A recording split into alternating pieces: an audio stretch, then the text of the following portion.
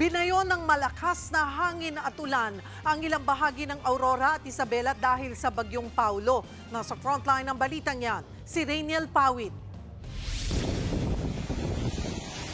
Halos wala nang makita dahil sa lakas ng hangin at ulang dala ng bagyong Paulo sa Kasiburan, Aurora. Itinaas kanina ang signal number 4 sa bayan. Nakipagbuno naman sa malakas na alon ng grupo ni Manong Jun sa barangay Dibacong.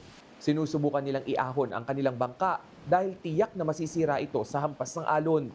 At dahil hindi sila makakalayag, hindi nila tiyak kung saan sila kukuha ng pangkain sa mga susunod na araw.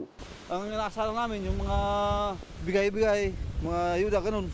Si Danilo naman, bukod sa mga anak, 2 nyug lang na panananghalian sana nila ang nabitbit ng lumikas. Bigla kasing tumaas ang tubig sa kanilang bahay sa barangay Calantas. Nililipad po talaga. Kagaya lang po kanina, nabaklas na po yung kusina namin. Wala na po kami mapagsaingan. Kaya lumipat na po kami rito sa Barangayol, sa evacuation center po. Sa buong bayan ng Kasiguran, aabot sa 3,000 residente ang inilikas. Sa Dilasag, Aurora na isinilalim din sa signal number 4 kanina, matindi rin ang ulan at hanging naranasan. Hindi pinayagang makalabas ang mga residente sa kanilang mga tahanan. Ramdam din ang hagupit ng bagyong Paulo sa bayan ng Dinalungan. Umapaw ang ilog sa barangay Simbahan kaya naman baha na sa daan. Dumapa na rin ang sagingan na ito sa barangay Ditawini dahil sa lakas ng hangin. Tumabingi na ang poste ng kuryenteng ito sa barangay Janed sa Dipakulaw, Aurora.